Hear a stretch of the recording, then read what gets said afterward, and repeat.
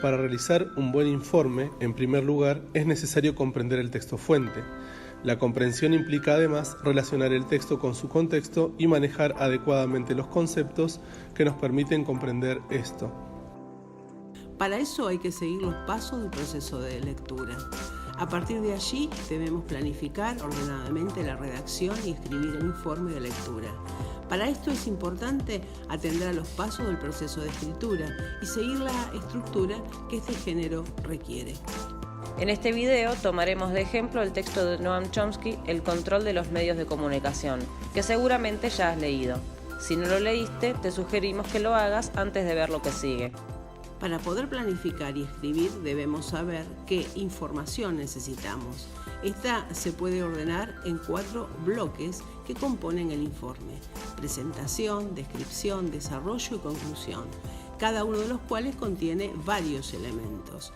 Además, será necesario brindar la información bibliográfica a modo de paratexto por fuera del cuerpo del informe.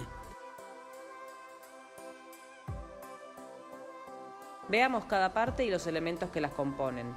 Primero está la presentación. Es importante porque nuestro lector no sabe nada del texto fuente y debemos brindarle la información que nos ayudó para la comprensión cuando lo leímos. ¿Quién escribió? ¿Cuál es el texto? ¿De qué habla? ¿En qué contexto fue escrito? No hay que dar nada por sentado y hay que explicitar cada uno de estos elementos.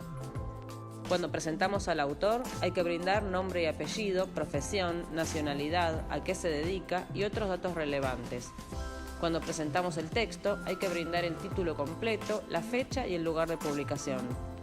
Para presentar el tema, explicitamos el asunto sobre el que habla el texto, no lo que se problematiza ni lo que piensa el autor sobre eso. También hay que dar cuenta del contexto en el que el autor lo escribió, en qué lugar y fecha, en qué circunstancias.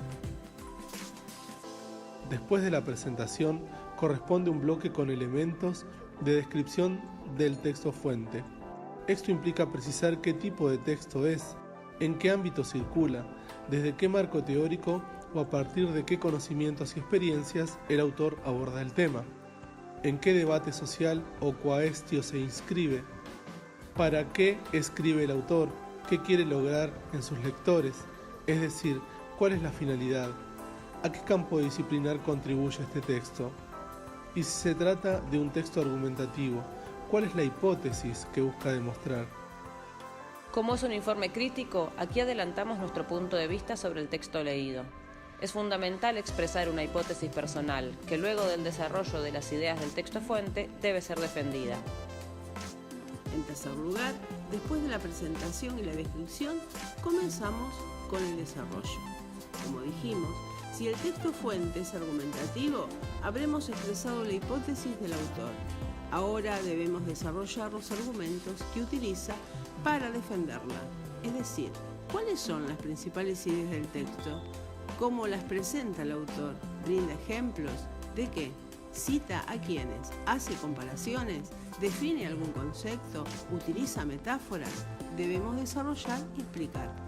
Debemos internalizar y jerarquizar los argumentos del texto y expresarlos respetando el estilo académico.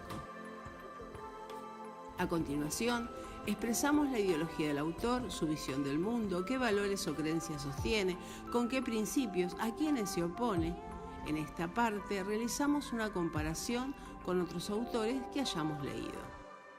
Cuando terminamos con el desarrollo de estos elementos, debemos incluir la argumentación personal, retomando el adelanto del punto de vista que expresamos en el bloque descriptivo.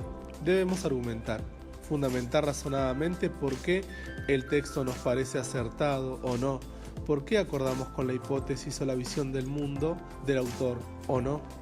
Podemos usar ejemplos, citas, definiciones y muchas otras estrategias para respaldar y dar forma a nuestra posición. Por último, el informe de lectura termina con una conclusión. Aquí retomamos, para cerrar el texto, la información más importante, una síntesis tanto de las ideas del autor como de la argumentación personal. No te olvides de que una vez escrito nuestro informe, debemos realizar una revisión completa del texto.